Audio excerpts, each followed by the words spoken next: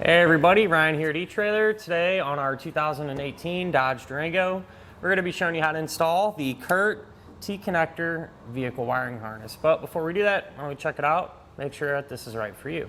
When it comes to the Durango, people use these to do a little bit of everything, which does include pulling some trailers around. These are pretty capable and really don't have any issues doing so. And if that's what you plan on doing, you're going to need a way to illuminate all the lights on the trailer. That way people know what's going on and you'll be safe and legal. And that's where this wiring kit is going to come into play. So this one is going to have the 4-way flat type connector, and really common connector for your smaller, medium-sized trailers, things like that. And even some of the accessories nowadays, like a cargo carrier, some of them have lights on them, or if you have some type of step back here or hitch cover, or a bunch of different things, use this type of power supply.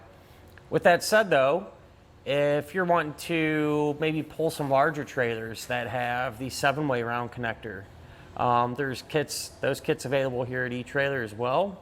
And even it seems like people putting brake controllers on the Durango is somewhat common as well. Those trailers that have the brakes on them, like campers and things like that. And if that's what you're looking to do, there's actually a kit available that gives you that 7-way connector, and it gives you all the wiring and necessary components to hook up that brake controller. So that's always an option for you as well. But the wiring, it's going to be nice and long, so you can kind of set it to your liking here. I try to do just about, happy medium, gives you a little extra length. In our case, I'm just going to loop it around the safety chain opening there to keep it secure, if I can manage to get it here. Just do one of these deals and be there for whenever you're ready to use it. If you don't want to do it like this, you can always get some brackets and fashion a bracket up to permanently mount this. With this particular hitch, it might be kind of tricky on this side. The other side though would probably be possible. You got a little bit bigger of an opening, but that's entirely up to you. One thing I do recommend doing is using some dielectric grease. So there's some grease that you can put on these terminals there, and it's going to help protect it against corrosion and things like that, especially since this will be outside the vehicle. It'll help keep them in good condition. And one other thing you can do, which I've done, is just take some wire loom here and put it around the wiring just to kind of help it blend in and clean things up a little bit. Other than that though, a wiring kit that's going to get the job done and light up the lights on your trailer. Now, as far as the installation goes, it's really not too bad. It's time consuming just having to route all the wires and everything, but the good news is you don't have to splice into any of your factory wiring or anything like that. It just tees into the back of your taillight connector. So makes things much more simple there. But like I said, just having to route the wires and everything, it just sucks up a little bit of time. But with that said, why don't we go ahead and hook it up together now. To begin our installation, we're going to be here at the back of our Durango, and we're going to need to remove our taillights. So go ahead and open up your hatch. And if we look at our taillight, it's going to be 2 plastic pushpin type fasteners. So you can take a trim tool, or even a flathead screwdriver will work. And you're just going to remove those fasteners, like so. Once them are pulled out, we can grab our light, start to just carefully wiggle it, and sometimes what you can do, so there's some retainers like here on this back edge.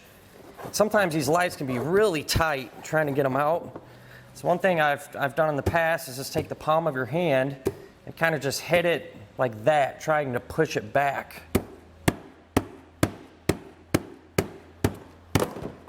A lot of times that'll do the trick and pop it out. So there's those retainers that I mentioned. But with this out of the way, we'll simply just push down on that center tab,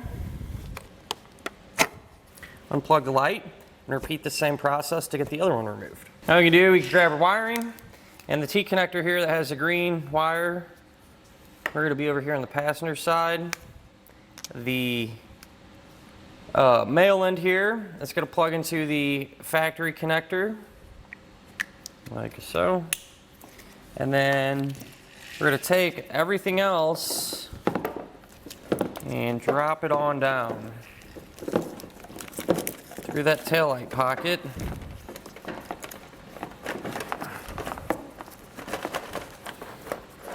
Get that in there.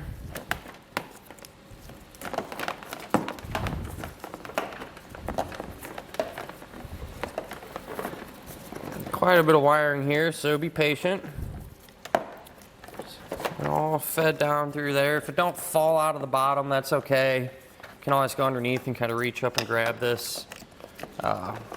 Pretty big opening down there, so it should be in pretty good shape. And once we have that, like so, you can then grab our tail light, get that plugged back in, and reinstall.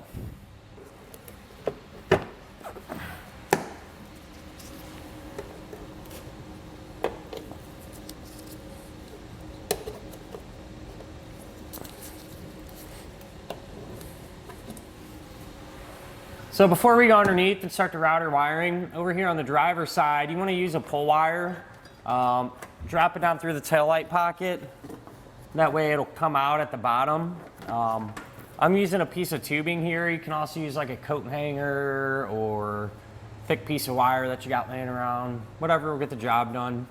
You know, that way when we're underneath, we can get our wiring connected to this and we can pull it right up where it needs to go. So now underneath of our vehicle, over on the passenger side, I started to route some of our wiring. So right there's the converter box. Really don't have a ton of room to work. It's pretty tight. So I just zip tied it to our hitch along with some of the wiring there. And from there we can start to route our 4-pole flat wiring as well as the yellow and brown T-connector wire. So I went ahead, ran it along through here. Our 4-way flat connector, I just connected right there to our hitch. Whenever you're doing this, do your best to avoid any hot moving parts. That holds true with all of our wiring when it comes to routing. The yellow wire, I just ran along the back of our hitch where it drops down here. And from there, I have it taped to our pull wire. So we're not going to pull this up just yet. We just got it prepped. We're going to finish up the rest of the stuff down here. And then whenever we're ready for it, we can go up top and pull this into place. And then we can take our ground wire here, which is a white one with the pre-attached ring terminal. We're going to take a self-tapping screw and secure this to the metal portion of our vehicle.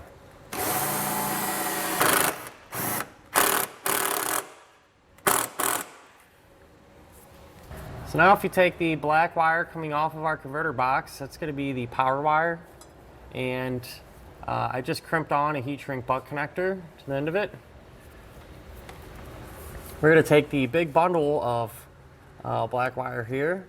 And eventually this is going to get routed to the front of our car, get connected to the battery. But we'll just go ahead and strip that in back, give it a good twist. Put that into the other end of the butt connector and crimp it down. Since I'm using a heat shrink type butt connector, I'll come back with my heat source and seal up the ends. Kit doesn't come with heat shrinks. They do come with standard butt connectors, will work just fine, but if you'd rather upgrade to these, you can always grab them here at etrailer.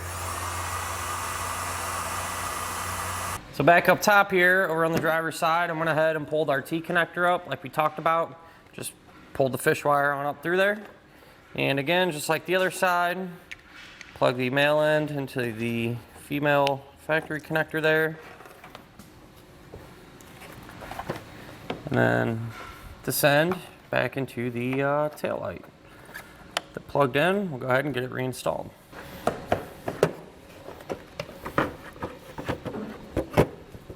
So back underneath, I went ahead and routed our power wire up to the front of our vehicle. So I just run it along through here.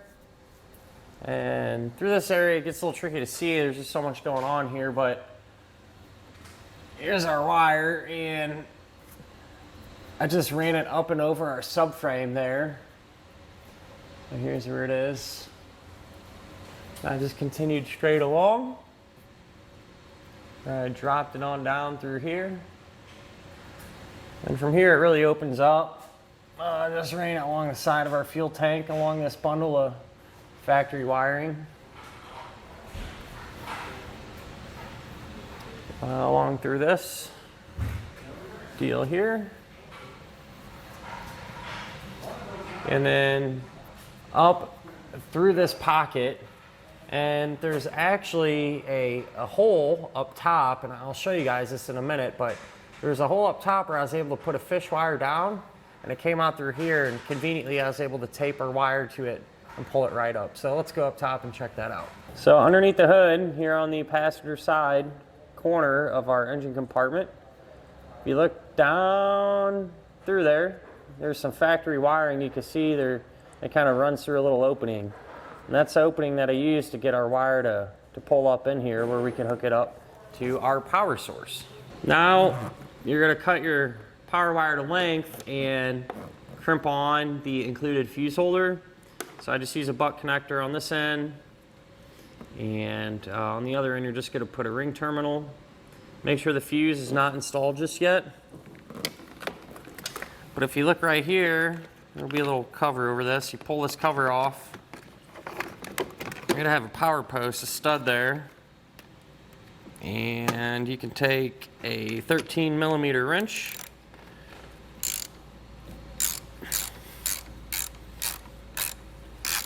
and remove that. Remove the nut.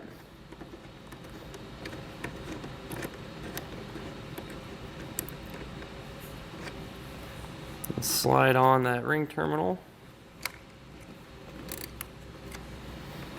And we'll simply just reinstall the nut. And once we have the nut completely ran down and tightened up, which we'll get there eventually,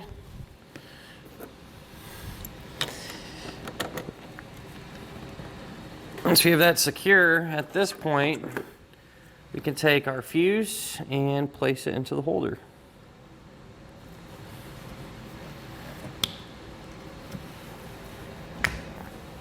Now it's a good idea to test our wiring to make sure that it is working properly. I'm using a tester like this as opposed to plugging into a trailer. That way it'll bypass any issues that the trailer might potentially have, if that makes sense. But with that said, we'll go ahead and try our left turn signal, our right turn signal, our brakes, and our running lights. And that'll finish up our look at and our installation of the Curt T-Connector vehicle wiring harness on our 2018 Dodge Durango.